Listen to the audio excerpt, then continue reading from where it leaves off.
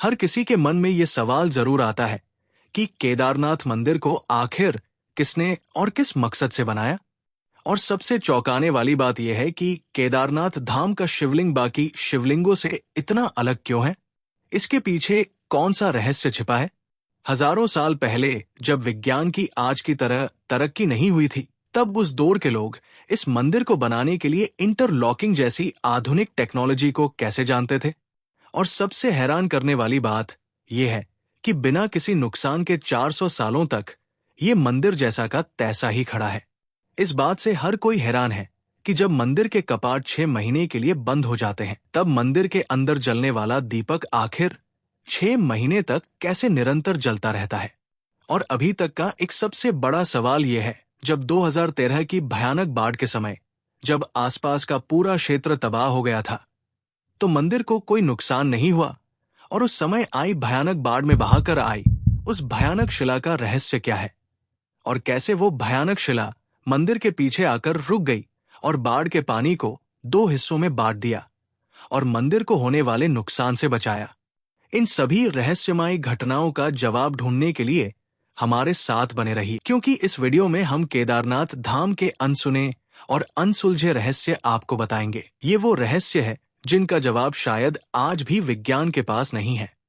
भारत के उत्तराखंड में बसा केदारनाथ धाम केवल एक मंदिर नहीं बल्कि आस्था, रहस्य और चमत्कारों का अद्भुत संगम है। हिमालय की ऊंचाइयों में 12 ज्योतिर्लिंगों में से एक ये पवित्र स्थल सदियों से भक्तों को अपनी ओर खींचता आया है। यहाँ पर हर रोज लाखों की संख्या में श्रद्धालु अपनी मनोकामना लेकर आते हैं। 16 जून 2013 की वो रात जब प्रकृति ने अपना तांडव दिखाया और उत्तराखंड के केदारनाथ में चारों और सिर्फ विनाश ही विनाश दिखाई दे रहा था, लेकिन इसी विनाश के बीच एक ऐसा चमत्कार घटा जिसने लोगों की आस्था को और भी गहरा कर दिया। उस रात केदारनाथ में बांध का पानी मंदाकिनी नदी से उपनता हुआ आ रहा था। पानी, पत्थर और मलबा शहर को अपनी चपेट में लेता जा रहा था। लेकिन एक बात साफ थी, ये आपदा केदारनाथ मंदिर की ओर बढ़ रही थी। क्या ये भगवान शिव के पवित्र धाम को तबाह करने वाली थी? जैसे ही पानी मंदिर की ओर बढ़ा, अचानक एक विशाल शिला, जिसे अब भीमशिला कहा जाता है, पानी के बहाव के साथ बहती हुई मंदिर के पीछे आकर रुक गई। वो शिला मंदिर के करीब 50 फीट पीछे रुक गई और बाढ़ के पानी को 2 हिस्सों में बांट दिया। उस समय मानो भगवान शिव की स्वयं कृपा ने मंदिर को तबाही से बचा लिया। बाढ़ का सारा पानी भीमशिला से टकराकर मंदिर के दोनों ओर से बह गया। लेकिन केदारनाथ मंदिर, शिव का ये पवित्र धाम, चमत्कारिक रूप से सुरक्षित ज्यों का त्यों खड़ा रहा। जो शिला पानी के बहाव के साथ मंदिर के पीछे आकर रुक गई थी, इस विशाल शिला को स्थानीय लोगों ने भीमशिला का नाम दिया। महाभारत के वीर योद्धा भीम के नाम पर रखी गई ये शिला अब केदारनाथ धाम के चमत्कार की प्रतीक बन चुकी है। इसका नाम भीमशिला ही क्यों रखा गया? लोगों का मानना है कि ये महाभारत के भीम की शक्ति का प्रतीक है और भगवान शिव की कृपा और शक्ति का चमत्कार है। जो भी भक्त केदारनाथ मंदिर दर्शन के लिए जाते हैं, वो इस शिला की पूजा जरूर करते हैं। इसे मंदिर के दर्शन का अभिन्न अंग मानते हैं।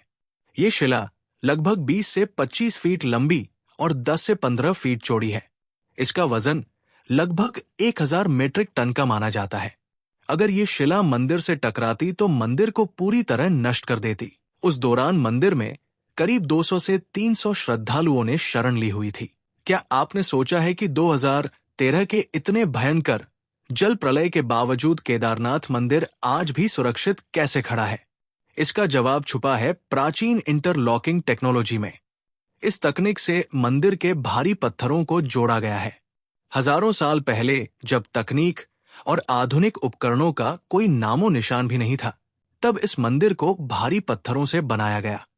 लेकिन इन पत्थरों को जोड़ने के लिए किसी गारे या सीमेंट का इस्तेमाल नहीं हुआ। प्राचीन महान भारतीय कारीगरों ने पत्थरों को इस प्रकार तराशा कि वो एक दूसरे में एकदम सटीक तरीके से लॉक हो जाते थे।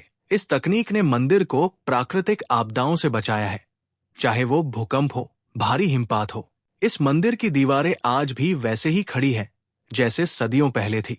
ये इंटरलॉकिंग तकनीक ही थी जिसने मंदिर को इतना मजबूत बना दिया कि इसे कोई आपदा हिला नहीं सकी। एक ऐसी तकनीक जो आज भी वैज्ञानिक को चौंका रही है।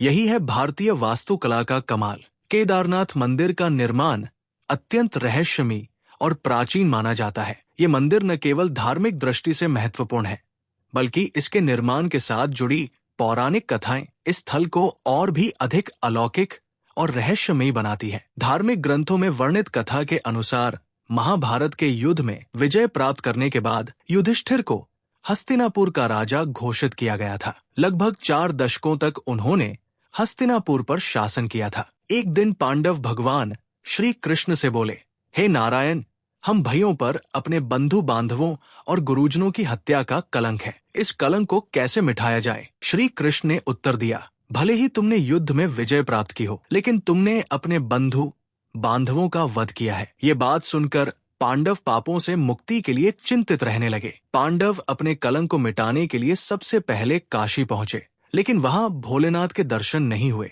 वे कई अन्य स्थानों पर भी गए, परंतु जहां भी पांडव पहुंचते, शिव जी वहां से चले जाते। इस खोज में वे एक दिन हिमालय तक आ पहुंचे। भगवान शिव को पाने के लिए भीम ने एक योजना बनाई और भगवान शिव को प्रसन्न किया। केदारनाथ मंदिर में शिवलिंग का आकार सामान्य शिवलिंग से अलग त्रिकोणीय है और इसे बैल की पीठ का प्रतीक माना जाता है। ऐसा कहा जाता है कि जब पांडव शिव जी को खोजने के लिए केदारनाथ पहुंचे, तो शिव जी ने बैल का रूप धारण कर लिया था। भीम ने बैल की पीठ को पकड़ लिया और तभी से शिवलिंग को बैल की पीठ के रूप में पूजा जाता है। केदारनाथ को पंच केदार में से एक माना जाता है, जहां शिव जी के अलग अलग अंग अलग अलग स्थानों पर प्रकट हुए थे। केदारनाथ में शिव जी की पीठ शिवलिंग है, जबकि पशुपतिनाथ में मुख, तुंगनाथ में भुजाएं, मध्यमहेश्वर में नाभि और कल्पेश्वर में जटाएं विराजमान है। केदारनाथ को पंच केदार में सबसे प्रमुख माना जाता है, क्योंकि यहाँ भगवान शिव के पीठ रूप की पूजा की जाती है। कहा जाता है कि 8वीं शताब्दी में आदि शंकराचार्य ने केदारनाथ मंदिर का पुनर्निर्माण करवाया और हिंदू धर्म के पुनर्जागरण में महत्वपूर्ण भूमिका निभाई। उन्होंने केदारनाथ मंदिर में ज्योतिर्लिंग की स्थापना की। आदि शंकराचार्य ने केदारनाथ में अपने अंतिम दिन बिताए और यहीं पर उन्होंने मोक्ष प्राप्त किया। उनकी समाधि आज भी केदारनाथ मंदिर के पीछे स्थित है, जहां भक्त उनकी पूजा करते हैं। वीडियो कैसा लगा हमें कमेंट करके जरूर बताएं, ताकि हम आपके लिए ऐसे और भी वीडियो लाते रहें। चैनल को सब्सक्राइब करना बिल्कुल ना भूलें। जय केदारनाथ।